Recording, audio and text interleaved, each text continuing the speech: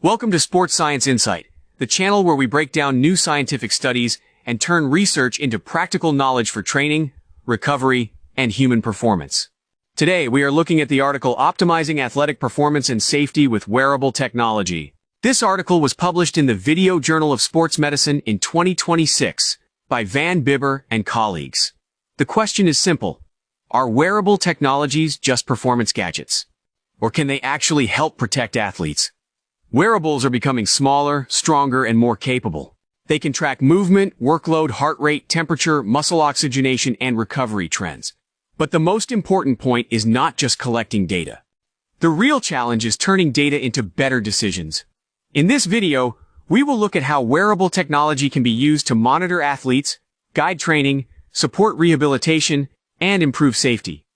And if you want more evidence-based breakdowns on sports science, sports medicine, performance monitoring, and athlete recovery, subscribe to Sports Science Insight. Let's break it down. Wearable technology includes non-invasive sensors worn directly on the body. These devices can be used during training, competition, rehabilitation, and recovery. Some wearables track external movement. For example, GPS units can measure speed, distance, and field position. Accelerometers and inertial measurement units can measure acceleration, angular velocity, cutting, pivoting, and sport-specific movement patterns. Other wearables track internal physiological responses. Heart rate monitors and ECG wearables can measure cardiovascular responses. Core temperature sensors can help monitor heat strain and thermoregulation. Muscle oxygen sensors can provide a local estimate of oxygen use, blood flow, and vascular response during exercise. So, the key idea is this. Small sensors can track big performance signals. But each device only matters if the data are accurate, relevant, and interpreted correctly. Wearables are not completely new. What has changed is that the technology is now easier to use in real sport settings. The article highlights several reasons. Sensors are smaller. They are more durable. Battery life has improved. Data can be stored and synchronized through web-based systems. Some devices can provide real-time feedback to athletes, trainers, and clinicians. And with artificial intelligence, these systems may eventually help interpret large data sets and reduce the burden on coaches, physicians, and sports scientists. But we need to be careful. AI-supported interpretation is promising, but clinical validation is still essential. A device may collect a lot of data, but that does not automatically mean the data are meaningful. The technology is moving from the lab to the field. Now the challenge is making sure that field data are accurate enough to support real decisions. One major category is external workload. External workload means the physical or mechanical work performed by the athlete. In simple terms, it tells us what the athlete did. This can include total distance, high-speed running, acceleration, deceleration, cutting, pivoting, throwing volume, and sport-specific movement patterns. GPS systems are commonly used to track speed, distance, and position. Accelerometers can measure acceleration and movement intensity. Inertial measurement units, or IMUs, can measure linear and rotational movement. This is useful because sport is not just about how far an athlete runs. It is also about how they move. A football player may have a high mechanical load from repeated accelerations, decelerations, and collisions. A baseball pitcher may have a high workload from repeated throwing stress.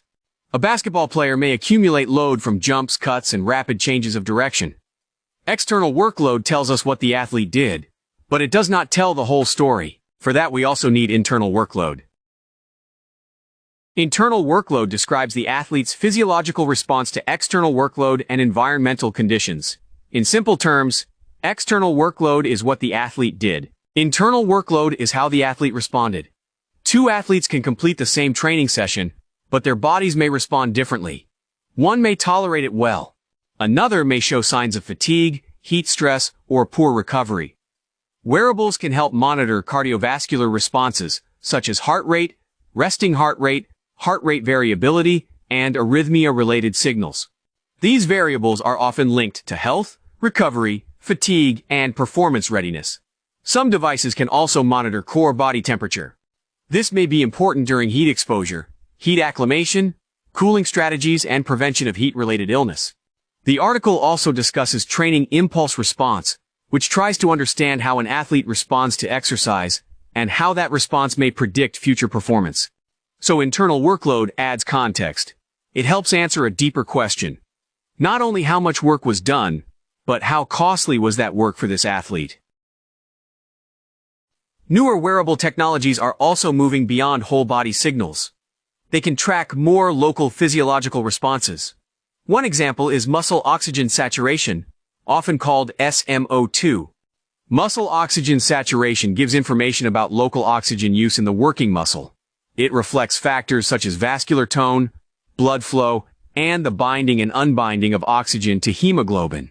This can be useful during exercise and rehabilitation. For example, muscle oxygen sensors can help compare oxygen saturation patterns during exercise, especially across time or between limbs.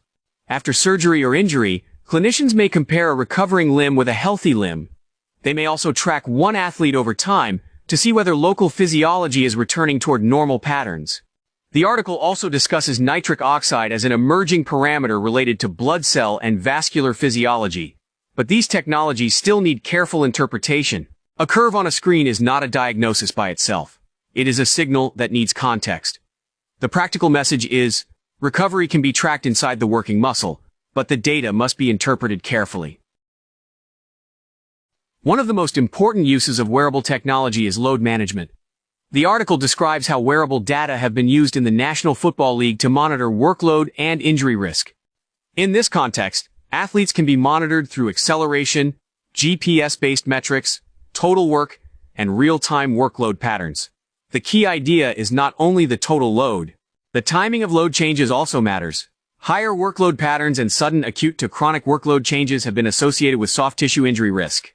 This means a sudden spike in training or competition demand may become a warning sign. A trainer dashboard can show when an athlete is approaching critical workload levels.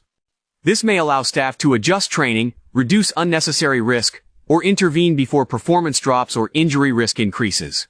But this does not mean the device can perfectly predict injury. Injury is complex. It depends on tissue capacity, fatigue, previous injury, sleep, recovery, biomechanics, training history, and other factors. Wearables should help identify warning signs. They should not be treated as crystal balls. Sudden workload spikes can become warning signs. Wearables may also be useful in throwing sports, especially baseball. The article discusses how throwing workload and intensity can be monitored during recovery. For pitchers, the issue is not just how many throws were performed. It is also the mechanical stress of those throws. Wearable systems can help track throwing volume, throwing intensity, arm stress, and changes over time. The article also discusses shoulder strength measures related to injury risk, such as internal and external rotation strength, rotation ratios, and supraspinatus strength. This matters for return to play. After injury or surgery, the goal is not simply to wait a certain number of weeks and then return. The goal is to understand whether the athlete is physically ready for the demands of sport. Wearable data can help monitor recovery, compare performance over time, and support a safer progression. But again, it should complement clinical assessment. It should not replace the clinician, the physical therapist, the coach, or the athlete's feedback. The practical message is, return to play should be measured, not guessed. Wearable technology is promising, but the article is very clear about the limitations. More data is not the same as better decisions. First, many devices still need validation. One cited review reported that only 5% of 61 consumer wearable technologies matched their stated claims within an acceptable reference standard. That is a major warning. If the device is not accurate, then the decision based on that device may also be flawed. Second, numbers need clinical interpretation. Raw wearable data can be misleading without context. A spike in one metric may not mean the same thing for every athlete. Third, data privacy matters. Wearables collect sensitive biological and performance information. Teams, companies, coaches, medical staff, and athletes need clear rules about who can access the data, how the data are stored, and how the data can be used. Fourth, data ownership matters. Athlete data are not just numbers. They can influence contracts, selection, return-to-play decisions, and medical management. So the key warning is simple.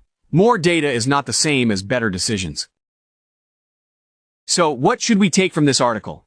First, monitor athletes holistically. External workload and internal workload should be considered together. Second, look for trends. One isolated number is less useful than a pattern over time. Third, use data to guide recovery. Wearables may help track workload, muscle oxygenation, strength-related markers, and return-to-play progression. Fourth, validate first. Before using a wearable to guide clinical or performance decisions, teams should understand whether the device is accurate for the specific metric being used.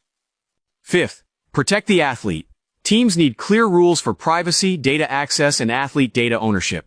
The final message is simple. Wearables should support coaching, not replace judgment.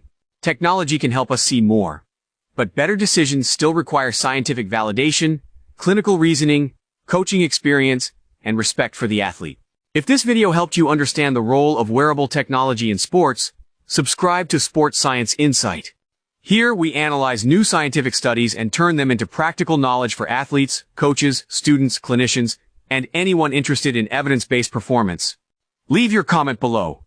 Do you think wearables are the future of athlete safety, or are teams collecting more data than they can actually use? Thanks for watching, and I'll see you in the next breakdown.